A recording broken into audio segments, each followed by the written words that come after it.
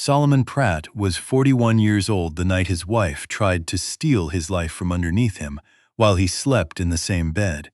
He did not know it yet.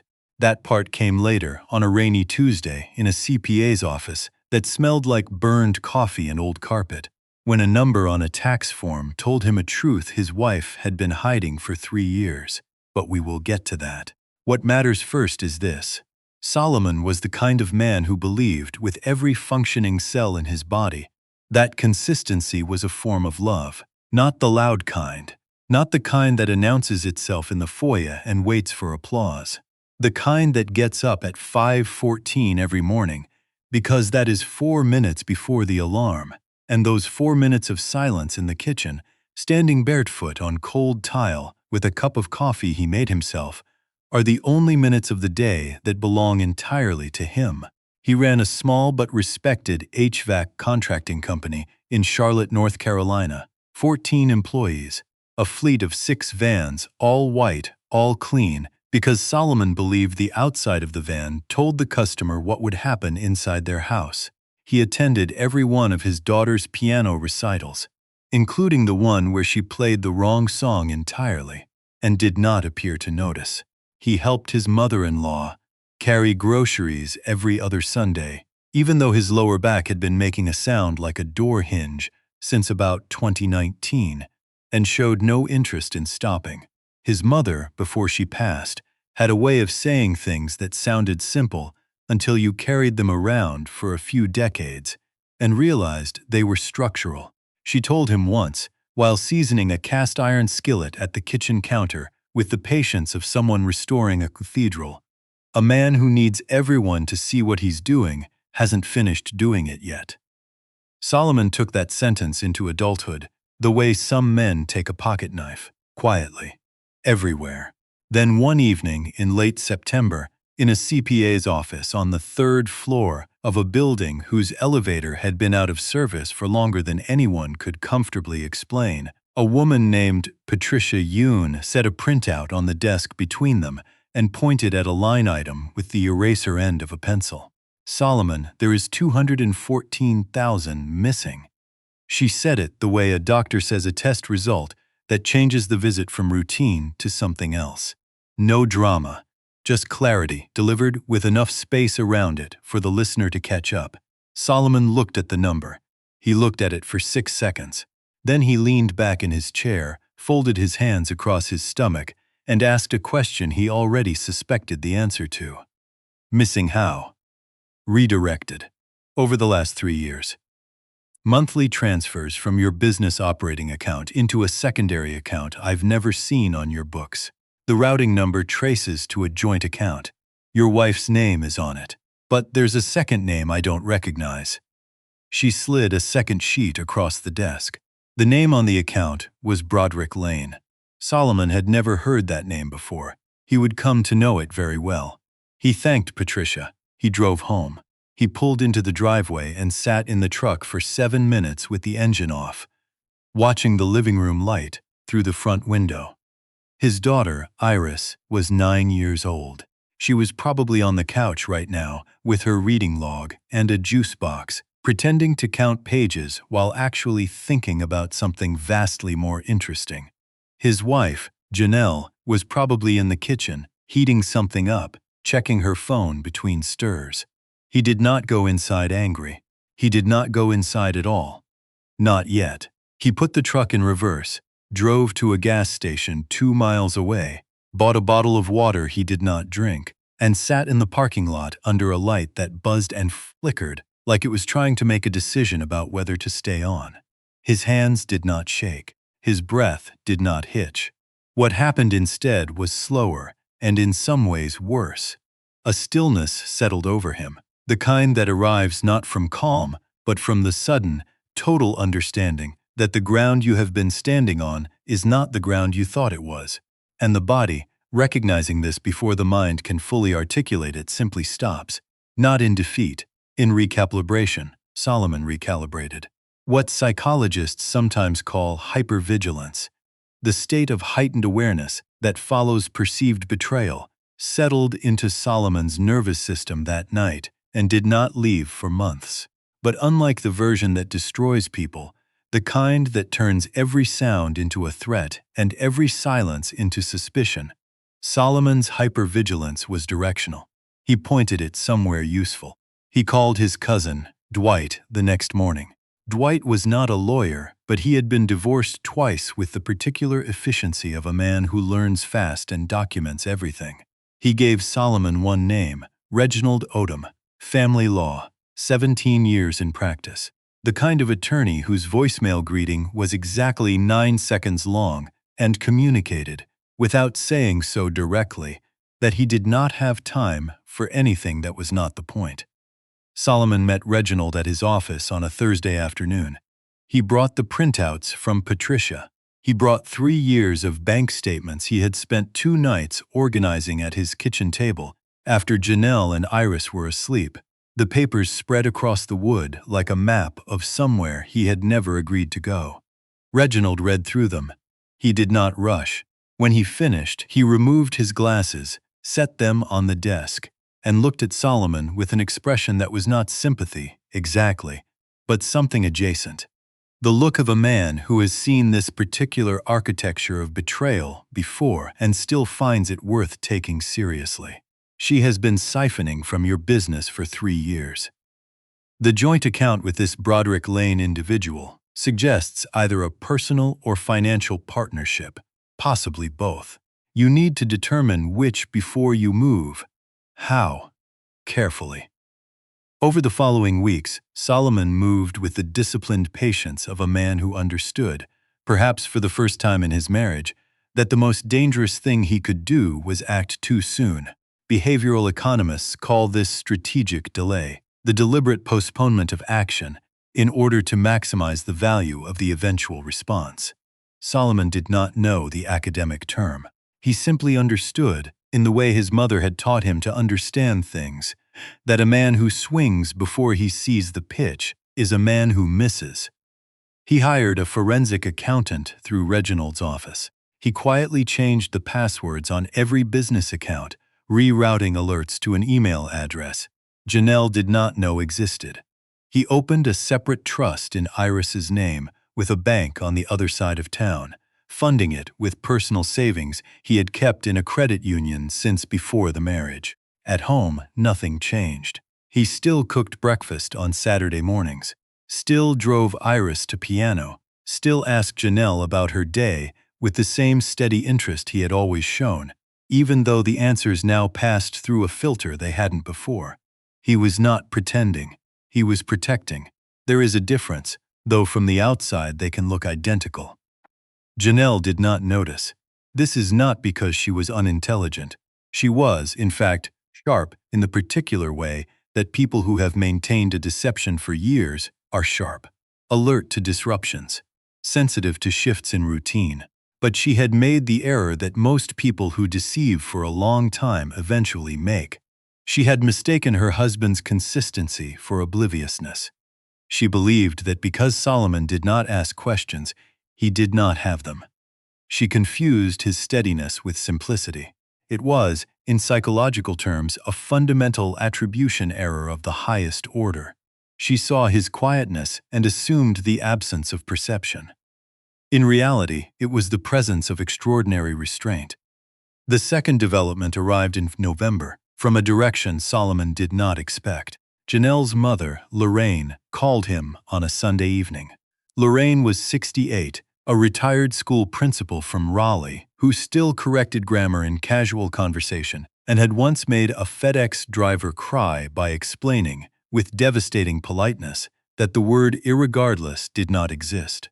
She was not a woman who wasted phone calls. Solomon, I need to speak with you. Not at the house. Not where Janelle can hear. They met the following afternoon at a diner off I-85 that served the kind of coffee that tasted like it had been brewed during a previous administration and simply never replaced. Lorraine was already seated when he arrived. Her handbag was on the table. Her hands were folded on top of it, the posture of a woman who had prepared what she was going to say and intended to say it exactly once. My daughter is going to leave you. She has been planning it for over a year. There is a man involved. His name is Broderick, and he is not worth the oxygen he consumes, but that is beside the point. Solomon sat down. He did not interrupt. She has been moving money. I don't know how much. I suspect you already do, based on the fact that you're sitting across from me right now, without looking surprised. I know about the money. Lorraine nodded. The particular nod of a woman who hoped she was wrong and is confirming she was not. There's more. She's been telling Iris things, small things, nothing overt. But she's been planting the idea that Daddy works too much, that Daddy doesn't really listen. She's trying to build a case through a 9-year-old, and I will not sit and watch my granddaughter be turned into a weapon. Solomon's jaw tightened, not visibly. But Lorraine, who had spent 30 years reading the faces of children who were not telling the truth, saw it. I have texts, she continued, between Janelle and Broderick. She sent some of them from my phone by accident last month when she was using it to look something up and forgot to switch accounts. I saved them. I saved all of them. She slid her phone across the table. Solomon read the messages. One line, near the bottom, printed itself into a part of his memory that would not let go of it. Once I get the house in custody, we liquidate everything. Solomon won't fight. He doesn't have it in him. Solomon set the phone down. He looked at Lorraine. She's wrong about that? I know she is. That's why I'm here. From that afternoon forward, Lorraine became the one person inside Janelle's circle whom Solomon could trust completely. It is worth pausing here to acknowledge what this cost her. A mother choosing to act against her own child is not a small thing. It is not a thing done lightly or without grief. Lorraine did not enjoy this. She did not approach it with the satisfaction of a person settling a score. She approached it with the specific, exhausted sorrow of a parent who has watched her child become someone she did not raise, and who has decided that protecting her granddaughter matters more than protecting her daughter's secrets. She documented, quietly, persistently, with the organizational precision of a woman who had run a school of 600 children and never once lost a permission slip. She recorded a conversation at Thanksgiving when Janelle, after 2 glasses of wine and the looseness that comes with being in one's childhood kitchen, spoke openly about her plans. She photographed Broderick Lane's car in Solomon's driveway on 3 separate weekday afternoons when Solomon was at work and Iris was at school. She kept a handwritten log, dates, times, details, each entry written in the small, deliberate script of someone who understands that penmanship is a form of credibility. Every piece of evidence was delivered to Reginald's office. Every piece was filed, catalogued, and preserved. Through all of it, Solomon remained the father Iris needed. Piano practice on Tuesday evenings, which he supervised from the couch with genuine attention, and the occasional wince when a sharp went flat, though he never said so. Homework at the kitchen table, which frequently required him to relearn 4th-grade math, with the humility of a man discovering that somewhere between his own childhood and the present, long division had apparently changed its rules without notifying anyone. Saturday afternoons at the park near the library, where Iris had befriended a stray cat she named Professor, a creature of indeterminate age and no discernible ambition who showed up every weekend expecting tuna from a can. Iris kept in her backpack for exactly this purpose. One evening, driving home from piano, Iris asked a question from the back seat with the particular directness that children deploy when they have been holding something for longer than they should. "Daddy, are you and Mommy okay?" Solomon adjusted the rearview mirror, not because it needed adjusting, but because he needed a moment. "Why do you ask, baby?" "Mommy said you might have to go away for a while. For work." Solomon's grip on the steering wheel tightened by a fraction no one would have noticed. The phrasing was careful, planted, the kind of language that does not alarm a child in the moment but builds a narrative, brick by brick, that will be waiting when the time comes. "I'm not going anywhere, Iris. Not for work, not for any reason. You and me, that's permanent. Permanent like Professor.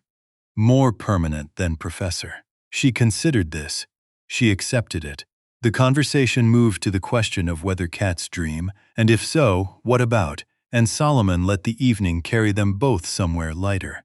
But that night, after Iris was in bed, after Janelle had gone to sleep with the practiced eases of someone whose conscience does not keep her up, Solomon sat in his truck in the driveway for 40 minutes.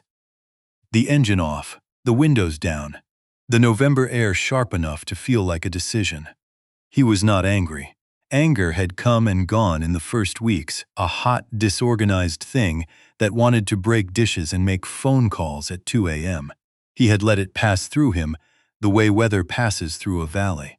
What remained was something colder and more useful: resolve, the quiet, load-bearing kind that does not announce itself because it does not need to. Reginald had the full picture by December. The forensic accountant's report was 42 pages. The evidence from Lorraine filled a separate binder. The audio recordings, the photographs, the text messages, the financial trail.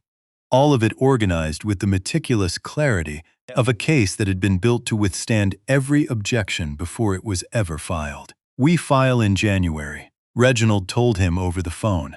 "After the holidays. Let her have Christmas with Iris. After that, we move."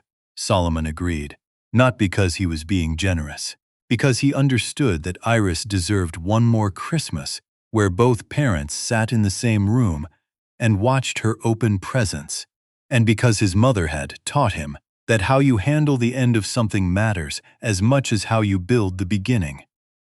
Christmas morning, Iris tore open a box containing a set of books about marine biology, which she had requested with the seriousness of a grant proposal. She hugged Solomon so hard he felt something shift in his ribcage, either physically or otherwise.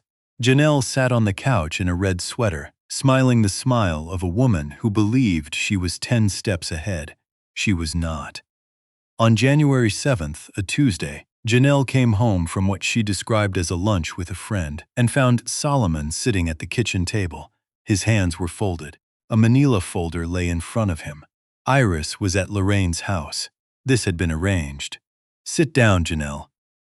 She did, slowly, the way a person sits when the air in the room has changed and they cannot yet identify why, but the body has registered it before the mind catches up. He opened the folder. He did not narrate it. He simply turned it to face her and let the documents speak with the clarity that documents possess when they have been assembled by people who are very good at their jobs.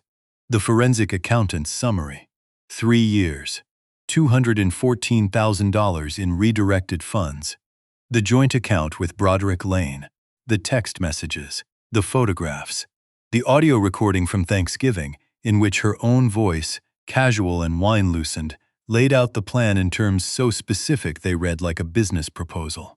Janelle's face did not crumble, it froze. The particular freeze of a person whose operating system has encountered an error it was not designed to process. Her eyes moved across the pages without blinking. Her hand reached for the edge of the table, as though the room had tilted. "Who gave you? That is not the question you need to be asking." He stood. He buttoned his jacket. He picked up the folder. "The divorce petition was filed this morning. Reginald Odom is my attorney. Everything in this folder has already been entered into the record. I have temporary custody of Iris effective today, per an emergency motion Judge Whitmore granted at 9 a.m. He paused at the doorway, not for effect, because what he was about to say was the last thing he would say to her as a husband, and he wanted to make sure the words were right. "You told Broderick I wouldn't fight. You said I didn't have it in me. You were wrong about both." He walked out, the front door closed behind him, with the soft, final sound of something that would not be reopened. The hearing was held 6 weeks later in a courtroom on the 2nd floor of the Mecklenburg County Courthouse. Janelle arrived with an attorney she had retained urgently in the days following January 7th, a man named Harris, who was competent but visibly operating from a defensive position, which is not where any attorney wants to be. Judge Lucille Whitmore presided. She was 57 years old, 19 years on the family court bench, and possessed a professional demeanor that every attorney in Charlotte understood without needing to be told. She would listen to everything, tolerate nothing performative, and make her rulings based on the documented record rather than the emotional temperature of the room. She opened the case file. She read. Her expression did not improve as she turned the pages. Reginald presented the financial evidence first, clinical and sequential. 3 years of redirected funds laid out month by month. He followed with the custody argument, the documented pattern of parental alienation attempts. The specific language Janelle had used with Iris, corroborated by Lorraine's testimony and the child's own statements to a court-appointed evaluator. Then Lorraine took the stand. She entered from the side door in a gray dress, her reading glasses folded in one hand. She looked exactly like what she was, a retired school principal who had spent a lifetime telling the truth and was not about to change the policy now. Reginald approached. Mrs. Thornton, you are the mother of the respondent, is that correct? I am, and you voluntarily provided documented evidence to the petitioner's counsel. I did. Can you tell the court in your own words why? Lorraine paused, not for drama, for precision, because my daughter decided that my granddaughter was a bargaining chip. She discussed Iris the way someone discusses equity in a property. What to leverage, when to sell, how to maximize the return. She stopped. Her voice, which had been steady, developed a hairline fracture. Iris is 9 years old. She sleeps with a stuffed otter she's had since she was 2. She feeds a stray cat at the park every Saturday and believes that cat depends on her. She is a child. She is not a line item, and I will not watch my daughter treat her like one, not while I still have breath. The courtroom was very quiet for a very long time. Judge Whitmore set down her pen. She looked at Janelle, not with hostility, with the measured, thorough gaze of a woman who has spent nearly 2 decades in these rooms, and can identify, without needing to be told, the difference between a person who made a mistake and a person who built a strategy. She spoke. The evidence before this court demonstrates a sustained and deliberate pattern of financial fraud, concealment of an extramarital relationship, and documented attempts to manipulate a minor child's perception of her primary caregiver in anticipation of a custody proceeding. The respondent's own recorded statements, made voluntarily and without coercion, confirm the calculated nature of these actions. The gavel came down. Full custody of Iris Pratt granted to Solomon Pratt. Supervised visitation for Janelle, 2 Saturdays per month, court monitored. The redirected $214,000 ordered returned as part of the equitable distribution, offset against Janelle's share of marital assets. Broderick Lane named as a party of interest in the financial fraud, subject to further proceedings. Each ruling landed in that room like a stone finding the bottom of deep water, settled, permanent, beyond appeal in any meaningful sense. Janelle stood as the courtroom emptied. She crossed the aisle. Her attorney tried to redirect her. She did not stop. Solomon. He was placing documents into his bag. He looked up. Her composure, the version she had worn into this room like armor, was gone. What remained was unvarnished and raw. The expression of a person standing in the wreckage of something they built with their own hands, and only now understanding that it was wreckage the entire time. I know I don't have any right to say this. He waited. I'm sorry. Not because I got caught. Because I was wrong. You were never the person I made you out to be. You never were. Solomon looked at her for 5 seconds. He did not look angry. He did not look vindicated. He looked at her the way a person looks at a house they used to live in when they drive past it years later. Full recognition. No desire to go inside. He picked up his bag. He gave Reginald a nod. He walked out of the courtroom into the wide, bright hallway where the afternoon light came through the tall windows and made patterns on the floor that no one had designed but that landed, somehow, exactly right. He drove to Lorraine's house. He knocked. The door opened and Iris came running down the hallway in her socks, sliding the last 3 feet on the hardwood, colliding with his legs at full speed. Daddy, Grandma let me make brownies and I only burned the first batch. He knelt. He held her. The grip of a man who understands, with the full weight of lived experience, what he nearly lost. "That's my girl." Lorraine stood in the doorway. Her arms were folded. Her eyes were red in the way of someone who has been crying privately, and stopped just before the door opened. She said nothing. She did not need to. The look she gave Solomon contained everything a mother-in-law can give a son-in-law when she has chosen him over her own child and would make the same choice again tomorrow. 6 months passed. The house Solomon rented was small, a 2-bedroom on a tree-lined street where the neighbors waved but did not require conversation, which he considered the highest form of neighborhood design. Iris's room was assembled first.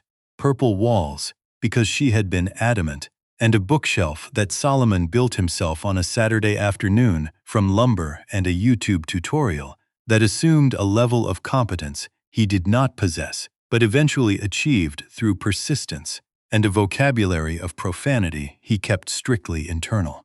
Life found its rhythm in the small, unremarkable ways that real life does.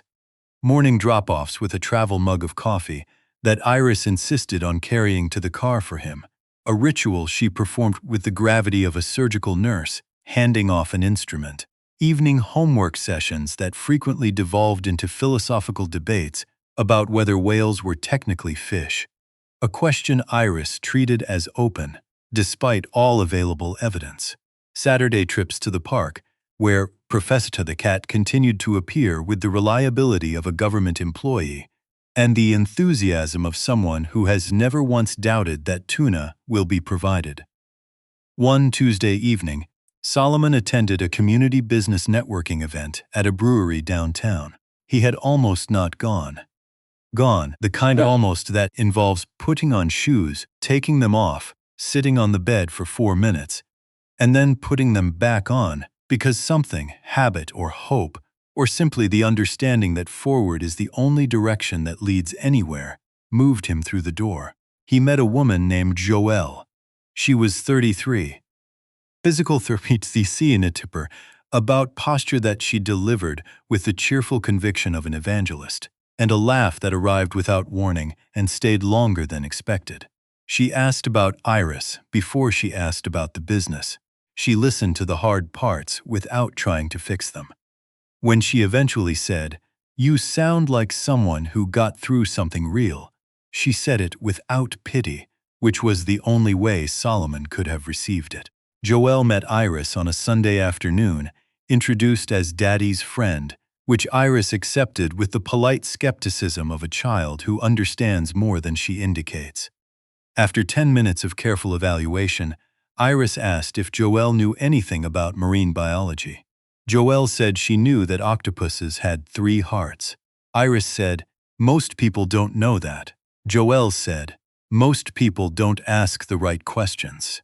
Iris approved. It was the kind of beginning that does not announce itself, the kind that arrives quietly, without a soundtrack, and earns its place one ordinary evening at a time. A year after the courthouse on a Saturday morning in January, Solomon saw Janelle at the grocery store, cereal aisle. He was reaching for a box of something Iris had lobbied for, with a PowerPoint presentation she had made on the school iPad, complete with bullet points and a slide titled Nutritional Compromise, which Solomon had found so impressive he had agreed on principle before finishing the deck. Solomon. He turned. She was thinner, quieter in a way that was not practiced but earned, the particular quiet of a person who has spent a long time sitting with the consequences of their own decisions and has stopped trying to rearrange them into something more comfortable. "I'm not asking for anything. I just want to know. Is she okay?" "She's more than okay. She's extraordinary." Janelle nodded. Her throat moved. She did not cry, but the effort was visible. "I'm glad. Take care of yourself, Janelle." He meant it, not as a courtesy, as a genuine, unhurried wish from a man who had put down the weight of resentment somewhere along the way, and had no interest in picking it back up. That night, after dinner, after homework, after the nightly debate about story count, and the formal tucking in of a stuffed otter, a stuffed whale, and a small plastic dinosaur, whose inclusion in the bedtime lineup had never been explained but was apparently non-negotiable. Solomon sat on the edge of Iris's bed. She was almost asleep.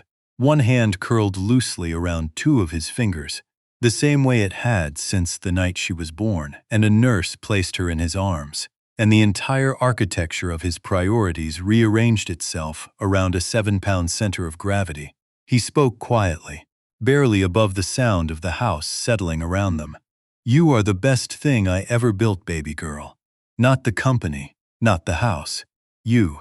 Every decision I made in the hardest year of my life, I made because you were on the other side of it, and I would make every single one of them again." Iris breathed on, steady and deep, entirely held by sleep. Solomon sat there for a while longer. The house was quiet. Joelle was in the kitchen washing the last of the dishes with the radio on low. The porch light cast a warm square on the front steps. Somewhere outside, a neighbor's wind chime turned slowly in a breeze that had no particular destination and was in no hurry to find one. He was not the loudest man in any room he had ever entered. He had never needed to be. He had built his life the way his mother taught him to build anything worth keeping. Quietly, carefully, with his hands and his full attention, in the hours when no one was watching and no one was keeping score. And now, sitting in the soft glow of a nightlight shaped like a whale, holding his daughter's hand in a house that was small, and leaning slightly and entirely, completely his, he understood something he suspected his mother had known all along, that the things worth having are never the things you take from someone else. They are the things you build, one ordinary morning at a time, until the morning you look up and realize the life around you is the life you chose, and it is enough, and it is yours, and it is good.